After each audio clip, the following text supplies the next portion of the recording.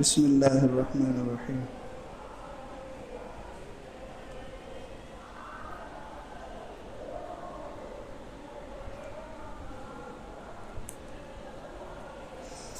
نحمده ونستعینه ونستغفره ونؤمن به ونتوکل علیہ ونعوذ باللہ من شرور انفسنا ومن سیئات اعمالنا من يهده الله فلا مضل له ومن يضلل فلا هادي له ونشهد ان لا اله الا الله وحده لا شريك له ونشهد ان سيدنا ونبينا ومولانا محمدا عبده ورسوله اما بعد فاعوذ بالله من الشیطان الرجیم بسم اللہ الرحمن الرحیم والذین آمنوا اشد حبا للہ صدق اللہ العظیم۔ محترم سامعین، مسلمانوں اور ایمان والوں کی پہچان قرآن کریم نے جو اپنے انداز میں بتائی ہے، اس میں ایک صفت مسلمان کی یہ بتائی گئی ہے کہ ان کو اللہ جل جلالہ من والوں سے اشد محبت ہوتی ہے، شدید محبت ہوتی ہے، ایسی محبت کہ اس پر کوئی کسی چیز کا غلبہ نہیں ہوتا۔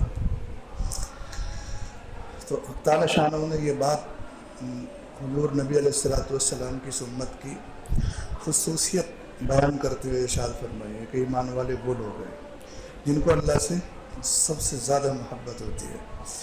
حضرت عمر فاروق اعظم رضی اللہ تعالیٰ عنہ حضور علیہ السلام کے پاس آ کر عرض کیا کہ اللہ کے پاک نبی علیہ السلام، مجھے آپ سے بہت محبت ہے، سب سے زیادہ محبت ہے، تو اپنی جان کے علاوہ۔ تو آپ علیہ السلام نے ارشاد فرمایا کہ یہ محبت کامل نہیں ہے، ایمان بھی کامل نہیں ہے۔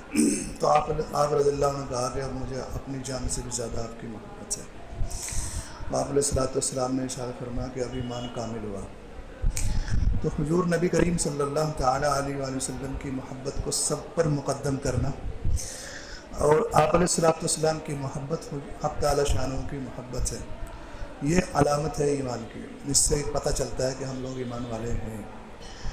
اور کچھ محبتیں ایسی ہیں جو آدمی کو ہٹاتی ہیں اللہ اور اس کے پاک رسول کی محبت سے۔ اس میں اولاد کی محبت ہے، مال کی محبت ہے، یہ اور 8 چیزیں گنوائی گئی ہیں قرآن کریم میں کہ یہ بھی رکاوٹ ہے اللہ جل جلالہ من والوں کی محبت میں، دین پر چلنے میں۔ تو ہم کو یہ جاننا چاہیے کہ اللہ کی جو محبت کی جو پہچان ہے اس پر ایمان کی صداقت بتائے گا کہ ایمان والے وہ لوگ ہیں جن کو اللہ سے سب سے زیادہ محبت ہے۔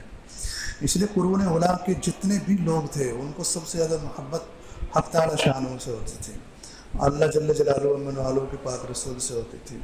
صحابہ کرام رضوان اللہ علیہم میں ان کی دیوانگی ایسا دیوانہ پن تھا ان میں کہ آپ علیہ السلام کی محبت پر وہ چھوٹی سے چھوٹی چیز کو بھی غالب نہیں آنے دیتے تھے۔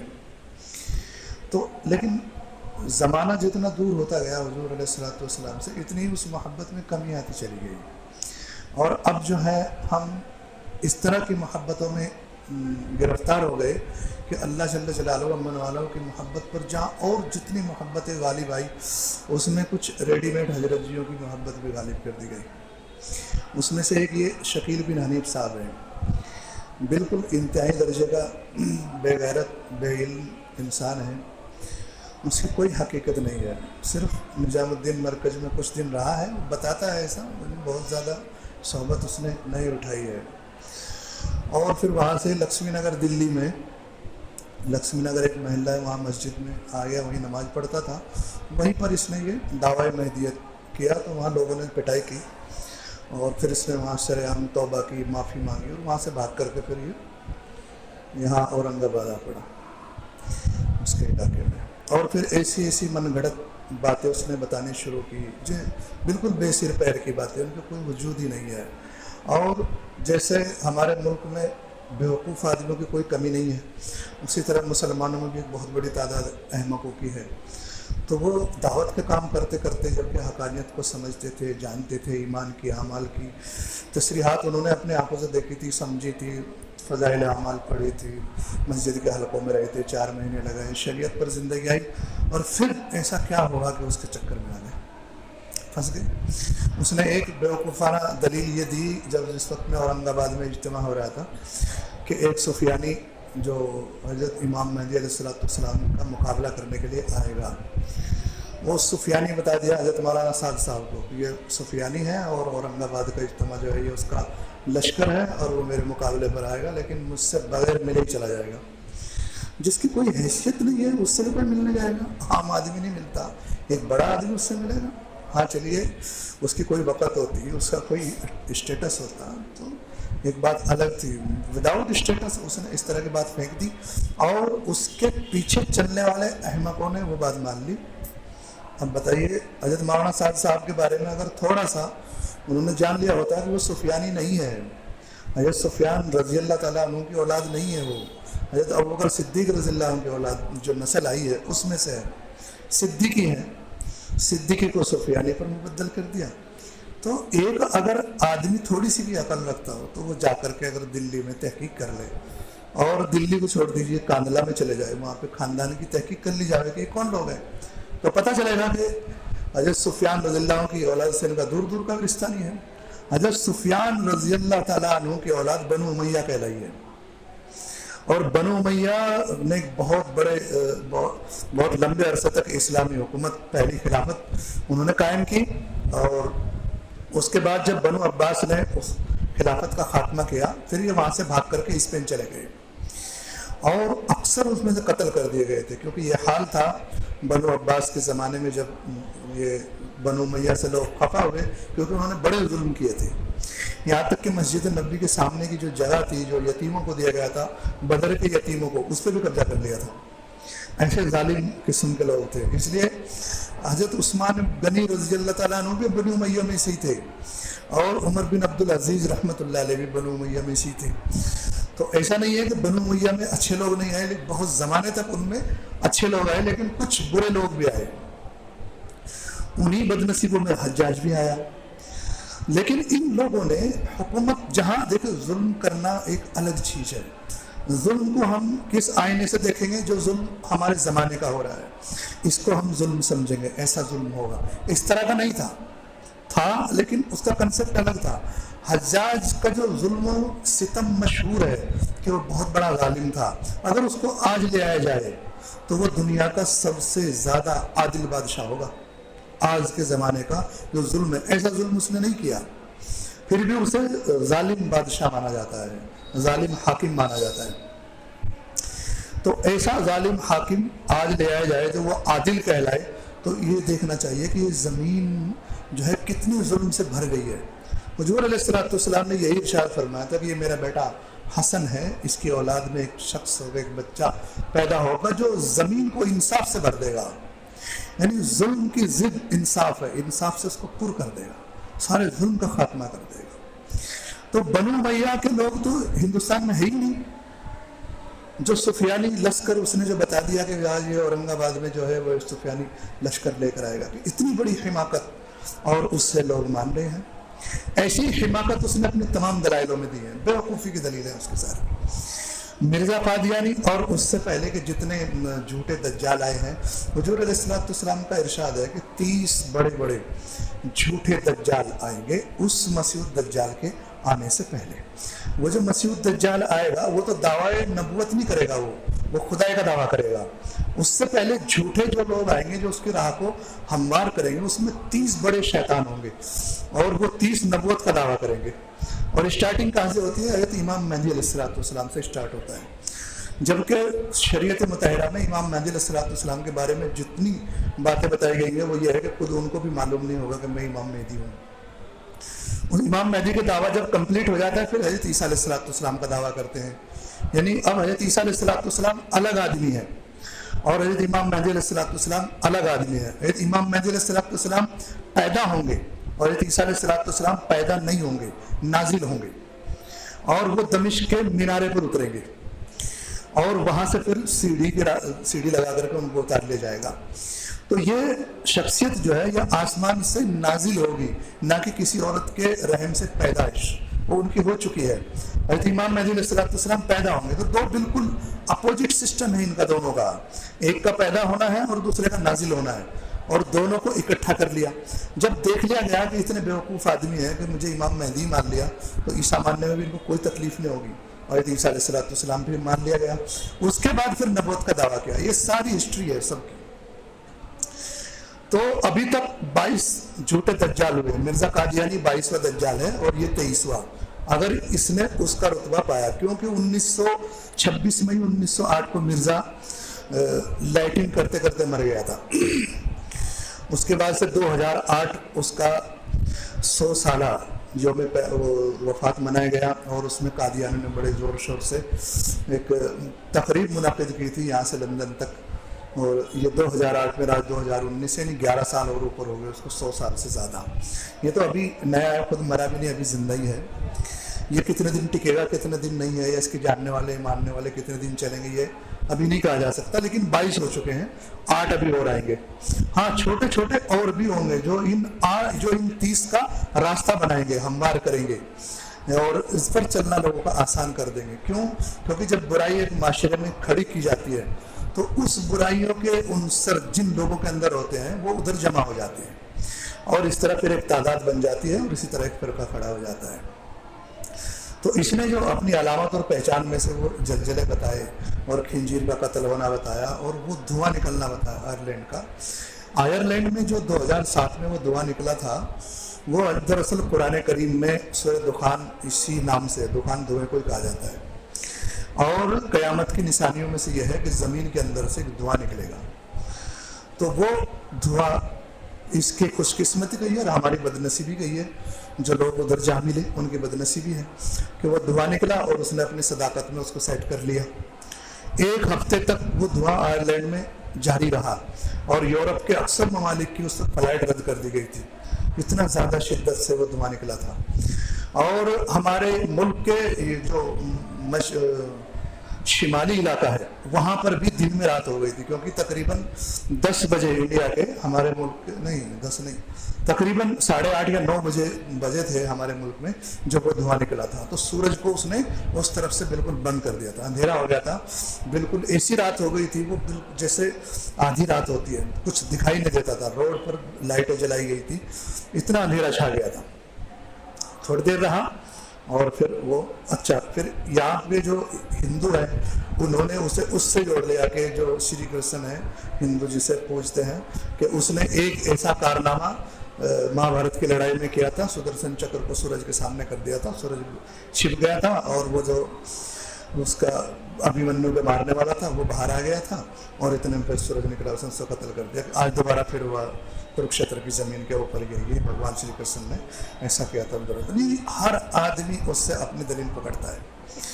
قرآن کریم کی یہ دلیل اتنی عظیم الشان ہے کہ یورپ کے ممالکوں کے جتنے اخبار ہیں، دنیا کا جتنا میڈیا ہے، کسی نے اس کو شائع نہیں کیا. کسی نے بھی آئرلینڈ کے اس دھویں کو نہیں بتایا. میڈیا کے کسی پیج پہ اس کو جگہ نہیں دی گئی. کیوں؟ کیونکہ یورپ میں آلریڈی پہلے سے ہی لوگ اسلام کی طرف آ رہے ہیں، مسلمان ہو رہے ہیں. اگر اس کو بھی آیا کیا جائے گا، بتایا جائے گا، تو اور تیزی سے اسلام آ جائے گا. تو اسلام کی جتنی نشانیاں ہیں اس کو لوگ جو ہے بتانا نہیں چاہتے، چھپاتے ہیں. اور ہم لوگ چونکہ ہم ایسے مسلمان ہیں کہ ہم اسلام کے بارے میں کم اور اسلام کے علاوہ کی جتنی چیزیں ان کے بارے میں زیادہ جانتے ہیں. اور جتنی معلومات ہم کو ہے بہت ساری معلومات، لیکن اس کی کوئی حقیقت اور حیثیت نہیں ہے. دیکھیے، ان پڑھ ہونا، جاہل ہونا 2 چیزوں پر ہے. ایک تو یہ کہ سرے سے کوئی آدمی جانتا ہی نہیں ہے، یہ بھی آدمی جاہل ہے، ان پڑھ ہے. ایک آدمی وہ بھی پڑھا لکھا جاہل ہے جو جانتا تو ہے لیکن غلط جانتا ہے. غلط جاننا یہ علم نہیں ہے، یہ تو اس ان پڑھ سے زیادہ بدتر ہے. یہ جاہل آدمی پڑھا لکھا جسے صحیح معلوم نہیں ہے، غلط جانتا ہے. اس لیے دنیا کی جتنی مہذب قوم ہے وہ کسی غلط چیز پر سرٹیفکیٹ نہیں دیتی. ایک آدمی اگر LLB کرے یا MBBS کرے، ڈگری لے کر کے ڈائریکٹلی پریکٹس نہیں کر سکتا جب تک MBBS کا رجسٹریشن گورنمنٹ کے ریکارڈ میں ہو جائے، جبکہ ڈگری گورنمنٹ کی کالج نہیں دی ہے. اسی طرح LLB لے کر کے ڈائریکٹ آدمی کورٹ میں پریکٹس نہیں کر سکتا جب تک کہ وہاں پر اس کا رجسٹریشن نہ کروا دیا جائے. اور بعد میں اگر کبھی کسی غلطی کی وجہ سے وہ رجسٹریشن رد کر دیا جائے، یا کسی MBBS ڈاکٹر کی کسی غلطیوں کی وجہ سے اس کا رجسٹریشن رد کر دیا جائے تو وہ ڈگری بے معنی ہو جاتی ہے. وہ کچھ نہیں، پریکٹس نہیں کر سکتا، نہ یہ وکالت کی پریکٹس کرتا، نہ وہ ڈاکٹر کی پریکٹس کر سکتا. اگر وہ رجسٹریشن نمبر رد کر دیا جائے تو ڈگری کو بھی ایک رجسٹریشن نمبر سے باندھ دیا گیا ہے، اس کو صحیح اور غلط سمجھنے کے لیے، صحیح اور غلط جاننے کے لیے. جو لوگ انجینئر ہوتے ہیں، انجینئرنگ کرتے ہیں، اب وہ نقل کر کے پاس ہوئے ہیں، صحیح ہے یا غلط ہے، اس پر ایک اور وہ کیا نا ٹیسٹ لگا دیا گیا ہے، گیٹ جس کو کہا جاتا ہے۔ اب یہ گیٹ کلیئر کرے گا، گیٹ بتائے گا کہ یہ انجینئر واقعی ہوا بھی ہے یا نہیں ہوا ہے۔ اور اسی طرح پی ایچ ڈی کرنے والوں کو پہلے نیٹ سے فرصت تھی، اب نیٹ لگا دیا گیا ہے، کیونکہ پہلے پتہ چلے کہ یہ جو اس نے ایجوکیشن حاصل کی ہے یہ ہے بھی کہ نہیں ہے۔ ایسا تو نہیں ہے کہ کہیں سے ایسی کیا نا ڈگری لے کر کے فرضی ڈگری ہو یا پھر نقل مار کے پاس ہو گیا اور اس کو ایسے ہی پی ایچ ڈی میں داخلہ دے دیا جائے۔ حالانکہ پی ایچ ڈی بھی ایسی پی ایچ ڈی ہوتی ہے کہ جو جس کے انڈر میں وہ کی جاتی ہے، اس کے گھر کے برتن صاف کرنے پڑتے ہیں، کپڑے دھونے پڑتے ہیں، لیٹرن صاف کرنے پڑتی ہے، 3 سال تک یہ کام کرنے پڑتے ہیں۔ جو جتنا راضی کر لیتا ہے اتنا اس کو جلدی ڈگری دے دی جاتی ہے۔ یہ ہے دنیا کی ایجوکیشن، لیکن قرآن نے اسی ایجوکیشن کے بارے میں نہیں کہا۔ قرآن کریم نے کہا الف لام میم ذالک الکتاب لا ریب فیہ ھدی للمتقین الذین یؤمنون بالغیب ویقیمون الصلاۃ ومما رزقناہم ینفقون، اور یہاں پر ہے وہ ایجوکیشن والذین یؤمنون بما انزل الیک وما انزل من قبلک وبالآخرۃ ھم یوقنون۔ یہ اس وحی پر ایمان لائے ہوئے ہیں جو وحی آپ پر آ رہی ہے، کیونکہ وحی جو ہے وہ عقلوں سے باہر کی چیز ہے۔ عقل اس پر ریسرچ نہیں کر سکتی، وحی کے اوپر اس کو وحی کو عقل پکڑ نہیں سکتی، بلکہ وحی سے عقل رہنمائی حاصل کر سکتی ہے۔ رہنمائی حاصل کرنے کے لیے بھی عقل کی ضرورت ہے۔ اس لیے اسلام کو سب سے پہلا جو مرحلہ سامنے پیش آیا وہ ارتداد کا، حضرت عمر فاروق اعظم رضی اللہ تعالیٰ عنہ کے دور حکومت سے پہلے جو ارتداد آیا ہے، جس کو سیدنا ابوبکر صدیق رضی اللہ عنہ نے سنبھالا۔ حضور علیہ السلام نے خواب دیکھا اور آپ نے فرمایا کہ میں ایک کنویں پر کھڑا ہوں اور اس میں سے کسی قدر ڈول نکالنے والے نے پانی کے ڈول نکالے۔ پھر اس کے بعد سیدنا ابوبکر صدیق رضی اللہ عنہ تشریف لائے اور انہوں نے 2 ڈول نکالے، لیکن وہ بہت کمزوری کے تحت کھینچے، ان کو کسی قدر اس میں کمزوری تھی جب وہ اس کو نکال رہے تھے۔ اس کے بعد سیدنا عمر رضی اللہ عنہ تشریف لائے اور انہوں نے بہت طاقت کے ساتھ 10 ڈول نکال کر پانی کے باہر نکالے۔ تو یہ حضور علیہ السلام کا خواب اسی طرح پورا ہوا۔ سیدنا ابوبکر صدیق رضی اللہ عنہ کے 2 سال آپ نے خلافت راشدہ کے 2 سال پورے کیے اور 2 سال کے بعد آپ کا وصال ہو گیا۔ اور حضرت عمر فاروق اعظم رضی اللہ عنہ کے جو 10.5 سال ہیں اس میں، کیونکہ 11 سال پورے نہیں ہوئے، 10 اور 11 کے بیچ میں آپ کی وفات ہو گئی، ان 10 سالوں میں پوری دنیا کو اسلام کا تعارف کرانا اور اسلام کو پہنچانا یہ کام ہوا۔ تو اس پر یہ بات عرض کی گئی کہ سیدنا عمر فاروق اعظم رضی اللہ عنہ کا مقام سیدنا ابوبکر صدیق رضی اللہ عنہ سے چھوٹا ہے، اور اسلامی فتوحات جو ہے وہ سیدنا عمر رضی اللہ عنہ کے دور میں ہوئی، یہ سیدنا ابوبکر صدیق رضی اللہ عنہ کے ہاتھ پہ کیوں نہیں ہوئی جبکہ مقام آپ کا اونچا ہے؟ تو اس کی علماء کرام نے یہ وجہ بیان کی ہے کہ جو بیس ہے، بیس اصل ہے، جس پر کوئی چیز کھڑی کی جاتی ہے وہ اصل ہے، بعد کی تعمیر اصل نہیں ہے۔ اگر بیس فاؤنڈیشن مضبوط نہ ہو، کمزور ہو، تو تعمیر بھی کمزور ہو جائے گی۔ سیدنا ابوبکر صدیق رضی اللہ عنہ نے جس وقت لوگ اسلام کو اور ایمان کو چھوڑ کر بھاگ کھڑے ہوئے تھے، اس وقت اسلام کو اور ایمان کو حضور علیہ السلام کے طریقے مبارک پر قائم کیا۔ پھر اسی قائم کردہ فاؤنڈیشن پر آپ نے اسی جہاد کو جو حضور علیہ السلام کی زندگی مبارک میں 28 ہوئے، اسی کو آگے بڑھایا، اور اس میں حضرت خالد ابن ولید رضی اللہ عنہ کو سپہ سالار بنا کر آپ نے ملکوں کو روانہ کیا، اور وہ جو آپ نے بنیاد اور سسٹم بنایا، اس سسٹم کو سیدنا ابوبکر صدیق رضی اللہ عنہ کے حضرت عمر فاروق اعظم رضی اللہ عنہ نے آگے بڑھایا۔ تو سسٹم اصل ہوتا ہے۔ تو یہ جو سسٹم ہے، یہ جو جس نے اس نے اپنی دلیل میں پیش کر دیا کہ بھئی یہ جو دھواں نکلا ہے یہ میری دلیل ہے، اور دوسرے جو یہ جلجلے آ رہے ہیں انڈونیشیا کا ہے، گلف کا ہے اور جاپان کا ہے، یہ بھی میری دلیل ہے، اور جو خنزیر قتل ہوئے ہیں سوائن فلو کے نام سے، یہ بھی میری دلیل ہے۔ اس لیے چونکہ ساری دلیلیں پوری ہو رہی ہیں تو میرا دعویٰ بالکل اپنے طور پر سچا ہے، اور عقل کے اندھوں نے اس دعوے کو تسلیم کر لیا۔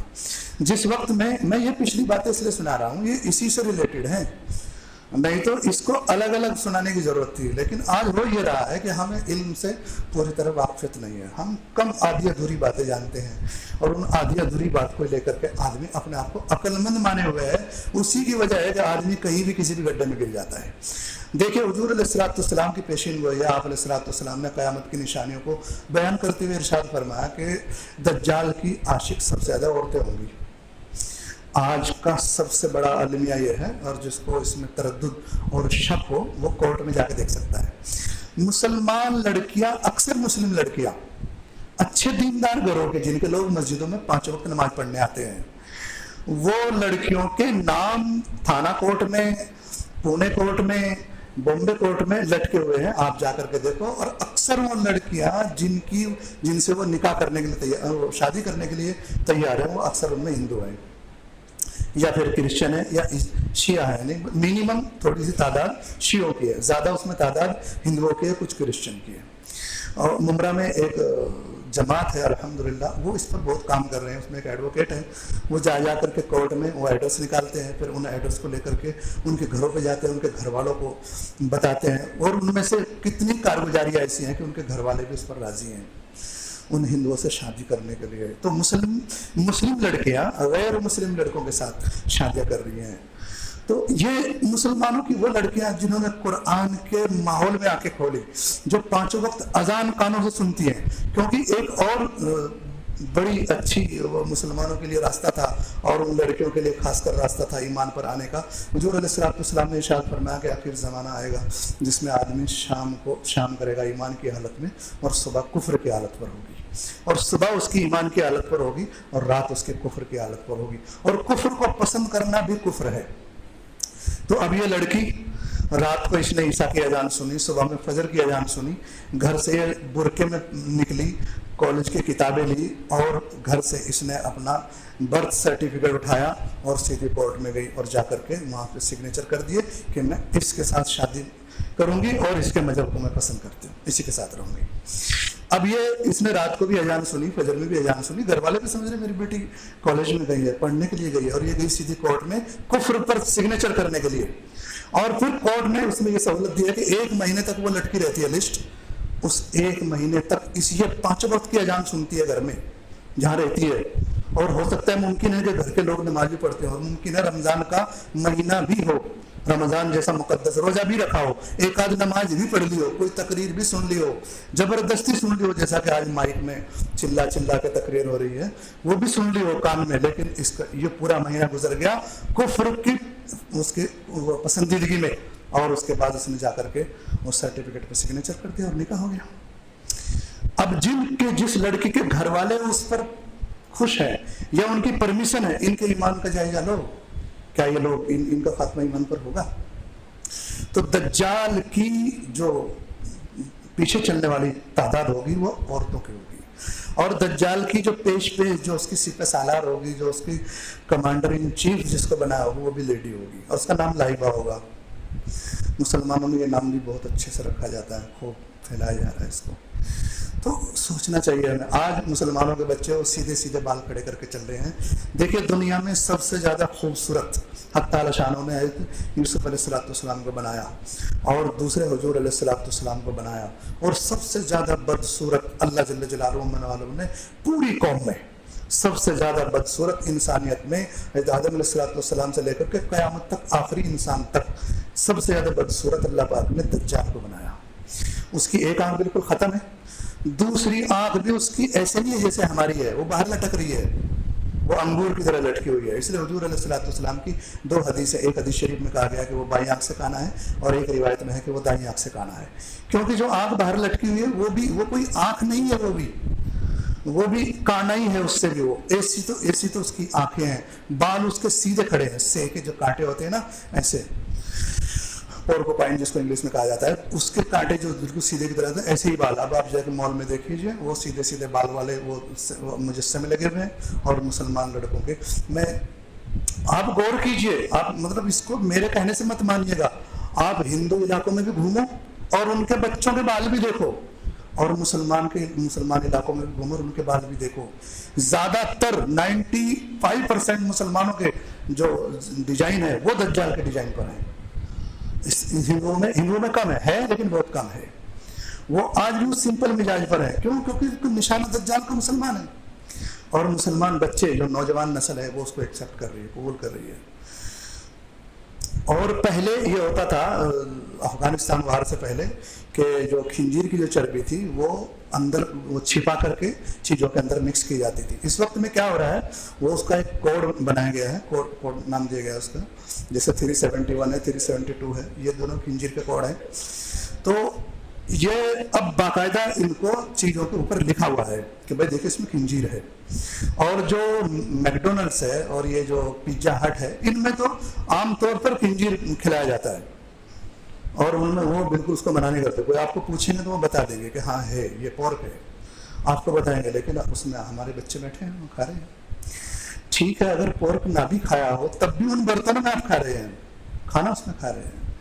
یہ المیہ ہے ایمان کا اس وقت میں. اور دیکھیے یہ تب ہے جب علماء کے واعظ و نصیحت بھی ہے, دعوت اور تبلیغ کی محنت بھی ہے, اور اس پر ایسے لوگ بھی ہیں جو نہ دعوت و تبلیغ میں ہیں اور نہ واعظ و نصیحت پہ ہیں. اس کے باوجود وہ لوگ امت کی فکر میں رات دن ایک ایک فرد کو لے کر کے سمجھا رہے ہیں, بالکل اس سے الگ ہو کر کے. الگ پلیٹ فارم بھی ہے, اور اس میں سے ہو گیا ان شاء اللہ اگلے اس میں چلوں گا.